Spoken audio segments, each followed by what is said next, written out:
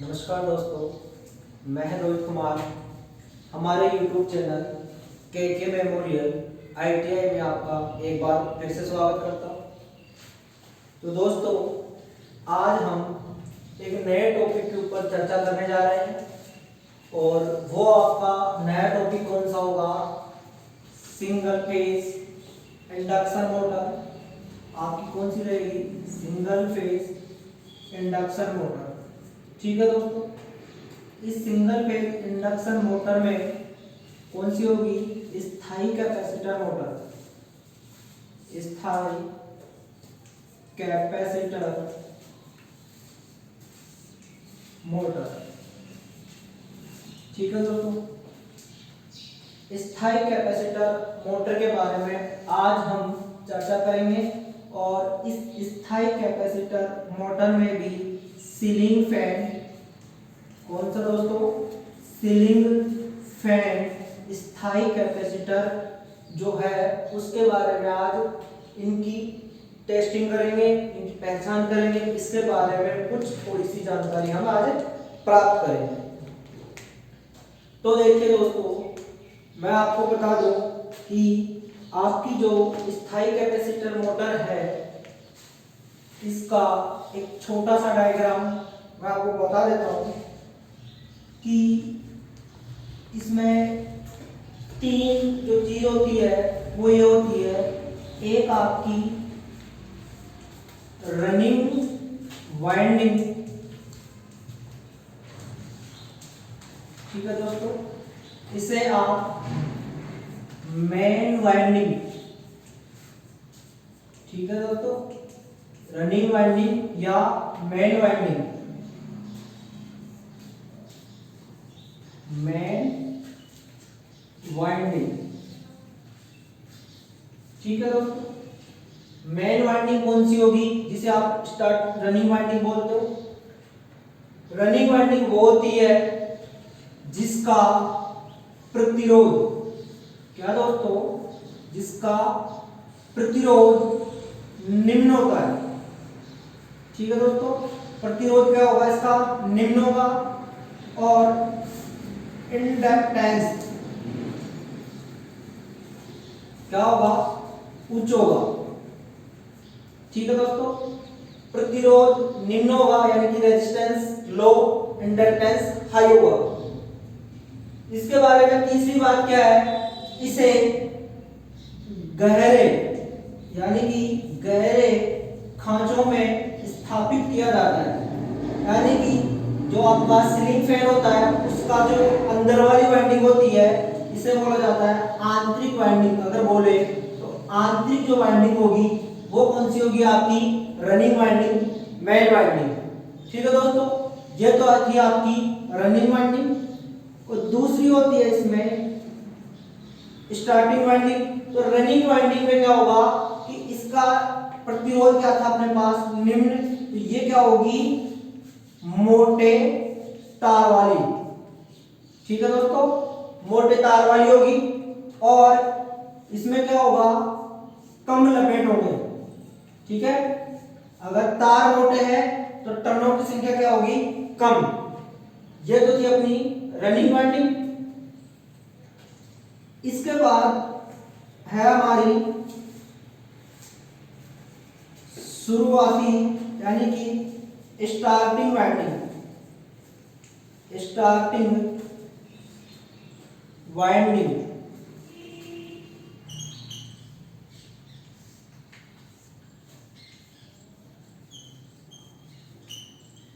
ये आपकी starting winding हो गई। ठीक है दोस्तों, ठीक उसी प्रकार की रनिंग वाइंडिंग में प्रतिरोध क्या था आपका? निम्न। और यहां पर आपका जो प्रतिरोध है वो क्या हो जाएगा? आपका उच्च हो जाएगा। ठीक है, तो स्टार्टिंग वाइंडिंग का प्रतिरोध क्या होगा? उच्च। और यहां पर इंडक्टेंस क्या था? उच्च। तो यहां पर इंडक्टेंस क्या होगा? आपका निम्न होगा। ठीक है दोस्तों, और यहाँ पर गहरे खांचे यानी कि आंतरिक भाग में स्थापित की जाती थी। तो यहाँ पर जो आपकी स्टार्टिंग वाइंडिंग है वो आपकी बाहर की ओर। ठीक है दोस्तों, दो वाइंडिंग है, एक आंतरिक एक बाहरी। जो बाहरी वाइंडिंग होती है वो कौन सी होती है आपकी स्टार्टिंग वाइंडिंग। तो जो आपकी स्टार्टिंग वाइंडिंग है इसमें यहाँ पर आपका था मोटा तार और इसका प्रतिरोध उच्च है, तो प्रतिरोध उच्च होगा तो तार कौन सा होगा, पतला तार। कौन सा होगा, पतला तार होगा आपका। ठीक है दोस्तों, यहाँ पर तार कौन सा होगा, पतला, और यहाँ पर लपेट क्या थे, कम, तो यहाँ पर लपेट क्या हो जाएंगे आपके, अधिक। ठीक है दोस्तों, तो यहाँ पर टर्नों की संख्या क्या हो गई, अधिक, और तार कौन सा हो गया, पतला। इसके बाद में हम तीसरी चीज की बात करें तो वो है हमारे पास में संधारित्र, जिसे आप कंडेंसर या कंडेंसर बोलते हो, इसे बोला जाता है कैपेसिटर। ठीक है दोस्तों, ये जो कैपेसिटर है और ये जो आपकी दोनों वाइंडिंग है, ये दोनों वाइंडिंग जो है आपकी 90 डिग्री यानी कि 90 डिग्री के फेज एंगल पर या 90 डिग्री के अंतराल पर ये दोनों स्थापित रहती है। तो इसके बाद बात आती है संधारित्र की। तो संधारित्र जो है ये आपका फेज अंतराल या फेज शिफ्टिंग के लिए उपयोग किया जाता है। ठीक है दोस्तों, ये जो संधारित्र है ये आपका जो आपकी स्टार्टिंग जो वाइंडिंग है, इस स्टार्टिंग वाइंडिंग के श्रेणी क्रम में लगा होता है। ठीक दोस्तों, ये आपका इस स्टार्टिंग वाइंडिंग के श्रेणी क्रम में लगा हुआ रहता है। ठीक है दोस्तों, तो ये तीन चीज रहती है इसमें, इन तीनों चीजों की जानकारी हम इस सीरीज टेस्ट लैब के द्वारा चेक करेंगे। तो इसका डायग्राम किस प्रकार होगा, एक तो है आपके पास में रनिंग वाइंडिंग, ये आपकी रनिंग वाइंडिंग मोटे तार की हो गई। ठीक है दोस्तों, फिर इसके बाद में कौन सी आपकी मेन वाइंडिंग। ठीक है, ये मेन वाइंडिंग हो गई, एक स्टार्टिंग वाइंडिंग, और ये आपकी जो मेन वाइंडिंग है ये आपकी पतले तार की है। ठीक है दोस्तों, ये आपकी वाइंडिंग का एक सिरा हो गया, ये दूसरा सिरा हो गया। और एक चीज मैंने आपको बताई कि संधारित्र स्टार्टिंग वाइंडिंग के श्रेणी क्रम में लगा हुआ रहता है। तो ये तो आ गई आपकी मेन वाइंडिंग और ये है आपकी स्टार्टिंग वाइंडिंग। तो कैपेसिटर जो है आपका स्टार्टिंग यानी कि इस वाइंडिंग के ये श्रेणी क्रम में लगा हुआ है। ठीक है दोस्तों, और यहां पर आपने क्या दे दी, सप्लाई, या आपने AC supply, single phase AC supply दी है। और इसके बीच में जो है आपका ये आपका रोटर होता है। ठीक है दोस्तों, ये आपका भाग ये रोटर हो गया, ये आपका कैपेसिटर है, ये आपकी स्टार्टिंग वाइंडिंग है, ये आपकी मेन वाइंडिंग है, ये इसको क्या दी जा रही है, सप्लाई दी जा रही है। तो इस वाइंडिंग को, ये वाली वाइंडिंग, इसकी टेस्टिंग आज हम सीरीज टेस्ट लैब के द्वारा करने जा रहे हैं। और ये वाली जो टेस्टिंग है आप मल्टीमीटर से भी चेक कर सकते हो। ठीक है दोस्तों, तो दोस्तों देखिए हम इसके बारे में बात कर रहे थे। तो आज हम हमारा जो ये है, ये आपका सीरीज टेस्ट लैब है। ये देखिए दोस्तों, ये आपके पास में ये आपका सीरीज टेस्ट लैब है। ठीक है दोस्तों, इस सीरीज टेस्ट लैब के द्वारा ये आपका देखिए दोस्तों, ये सीरीज टेस्ट लैब है। इस टेस्ट लैब के द्वारा आज हम इस पंखे की जो वाइंडिंग है उसकी टेस्टिंग करेंगे। ठीक है, हमने सबसे पहले बताया कि आपके पास दो वाइंडिंग रहती है। तो देखिए दोस्तों, आपके पास में एक ये वाली वाइंडिंग है और आपकी एक ये वाली वाइंडिंग है। हमने आपको क्या बताया, बाहर की ओर जो है आपकी स्टार्टिंग वाइंडिंग रहती है। ठीक है दोस्तों, अंदर की ओर मेन वाइंडिंग रहती है।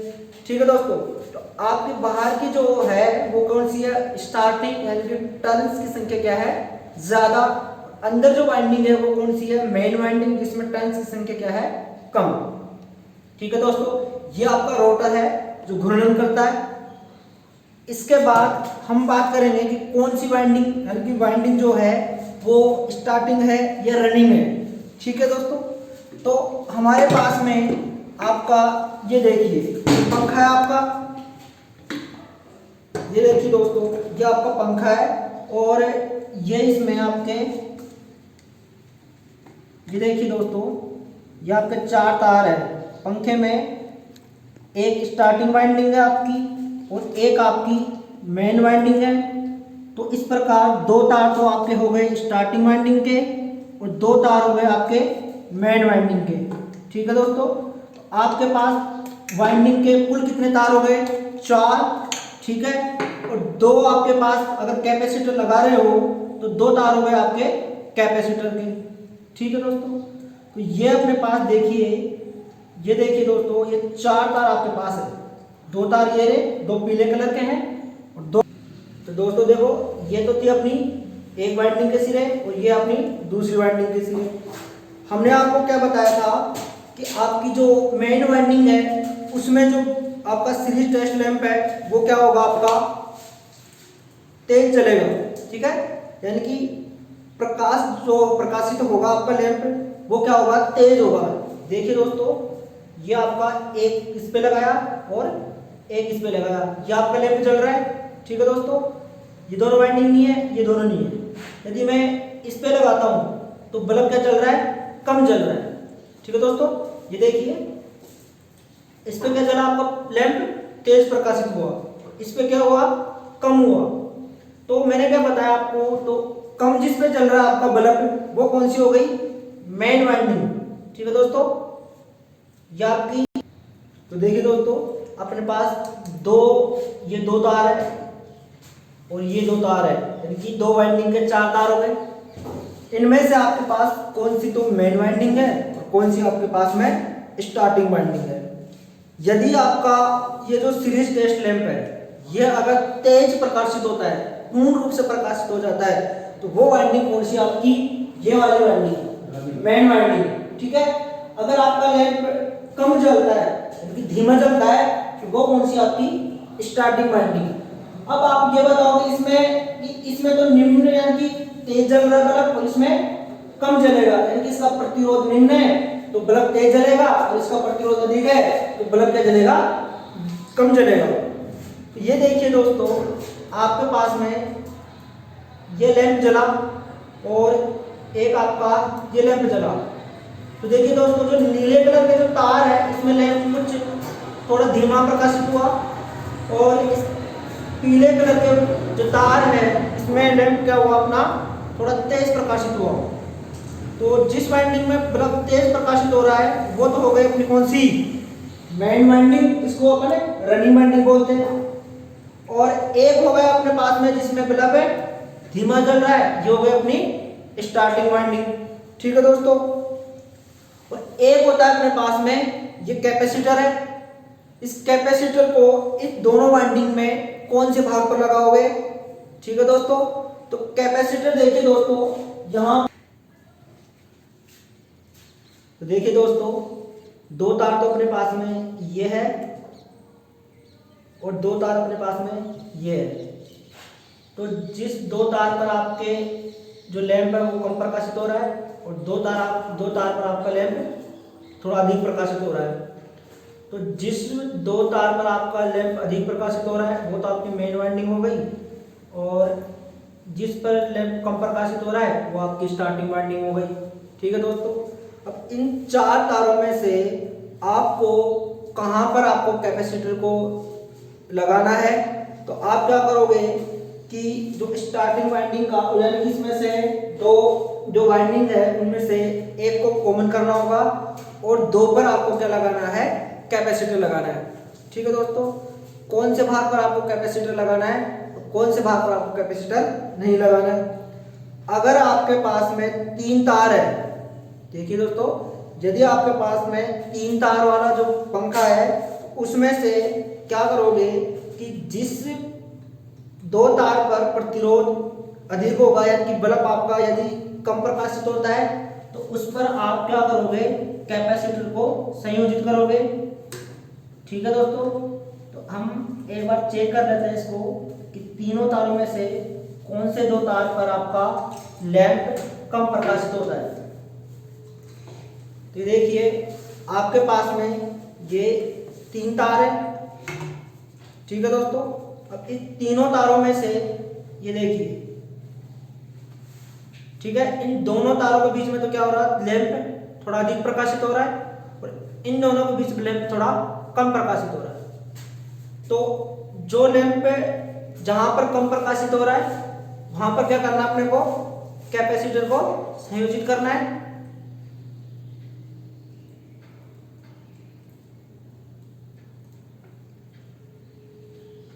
ठीक है दोस्तों, जहां पर आपका लैंप कम प्रकाशित हो रहा है वहां पर कैपेसिटर के दोनों तार लगाने हैं और जहां पर तेज प्रकाशित हो रहा है वहां पर कैपेसिटर को संयोजित नहीं करना है। तो इन दोनों तारों पर कैपेसिटर को लगाना है और जो आपका ये वाला एक तार बचा हुआ है उसको और जो आपने कैपेसिटर यहाँ पर लगाया है उसको, दोनों को क्या करना है, मेन सप्लाई देनी है।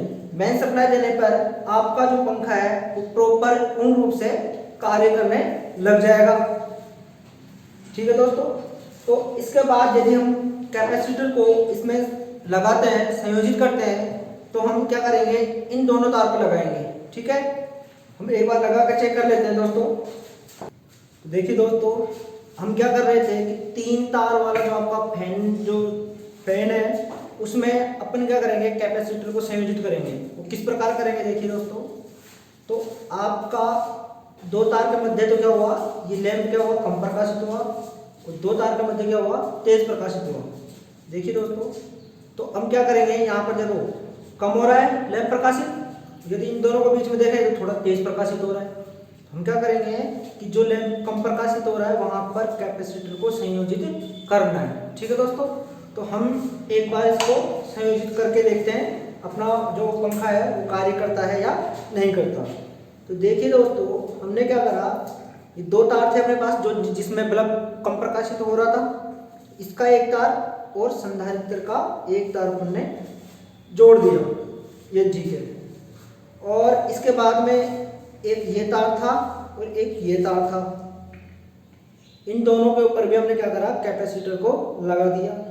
ठीक है दोस्तों, इसके बाद मैंने आपको क्या बताया कि इन दोनों में से किसी एक पर क्या करना है, फेज का यानी कि सप्लाई है उसका तार लगाना है और एक तार इसके ऊपर लगाना है। उससे पहले एक थोड़ी सी जानकारी मैं आपको दे दूं कि यदि आपको मोटर की घूमने की दिशा चेक करनी है कि आपकी मोटर दोनों दिशा में काम करती है या नहीं करती, क्लॉकवाइज और एंटी क्लॉकवाइज, तो यदि आप इन दोनों में से, जैसे आपने एक तार इसके ऊपर लगाया, ठीक है दोस्तों, एक तार इसके ऊपर लगाया और एक तार इसके ऊपर लगाओगे तो एक दिशा में घूमेगी और इसके ऊपर लगाओगे तो दूसरी दिशा में घूमने लग जाएगी। यानी कि हमने ये बताया था कि आपकी यदि स्टार्टिंग वाइंडिंग और एक आपकी मेन वाइंडिंग, दोनों में से किसी भी एक वाइंडिंग के अगर सिरे चेंज कर देते हो तो आपके पंखे की, देखो दोस्तों, ये जैसे ऐसे घूम रहा है तो उसकी गति कैसे हो जाएगी, इस दिशा में हो जाएगी। ठीक है दोस्तों, यानी कि इसकी दिशा क्या हो जाती है, विपरीत हो जाती है। हम क्या करेंगे, अब पंखे को सप्लाई देके देखते हैं। ठीक है दोस्तों, कि अपना पंखा जो है वो कैपेसिटर लगाने के बाद में कार्य कर रहा है या नहीं कर रहा। तो देखिए दोस्तों, हमारे 2 तार हैं सप्लाई के, ये फेज या न्यूट्रल जो भी है, हमने ये तार लगाया। ठीक है, अपना पंखा क्या कर रहा है, कार्य कर रहा है, वर्क कर रहा है। ठीक है, हम क्या करेंगे, इसकी गति चेक करते हैं। तो एक तार तो आपको यही लगा के रखना है और एक तार इसके ऊपर लगाना है। देखिए दोस्तों, घूम गया, आपको पंखे की क्या हो गई, जो दिशा है, जो घूमने की दिशा है वो चेंज हो गई। तो कैपेसिटर के ऊपर अपन जो पंखा लगाते हैं, तो पंखा अपना लगा हुआ है, जो कैपेसिटर लगा हुआ है, तो इसमें क्या करेंगे, हमें इसके तार के हिसाब से अपने को पंखा कैसे घुमाना है, क्लॉकवाइज घुमाना है। तो जहां पर अपना पंखा क्लॉकवाइज घूम रहा है उसी के ऊपर अपने को दोनों सप्लाई के तार लगाने हैं। ठीक है, ये देखिए, और अपना पंखा क्या करे, देखो ये एंटी क्लॉकवाइज घूम गया। ठीक है दोस्तों, एंटी क्लॉकवाइज में पंखा क्या करेगा, हल्का सा धीमी गति से घूमेगा और क्लॉकवाइज में क्या करेगा, थोड़ा स्पीड से घूमता है। अब देखिए दोस्तों, एंटी क्लॉकवाइज घूमेगी, ये देखिए दोस्तों, इसको रोक देते हैं एक बार थोड़ा सा, इसके बाद में आपको पंखा ये देखिए विपरीत दिशा में घूम रहा है। ठीक है, तो इस प्रकार हम क्या करते हैं, पंखे की वाइंडिंग को चेक करते हैं, उसके बाद में हम कैपेसिटर लगाते हैं। तो अपना पंखा अगर गति, इसकी दिशा जो है आपकी वो गलत है, डायरेक्शन गलत है, तो उसको हम क्या करते हैं, सीरीज टेस्ट लैंप की या आपने जो मेन सप्लाई है उससे चेक करके उसके बाद में आप इसकी रोटेशन है, इसकी जो डायरेक्शन है उसको सही कर लेते हैं। आज के लिए इतना ही काफ़ी, ठीक है। थैंक यू दोस्तों, आपका दिन शुभ हो।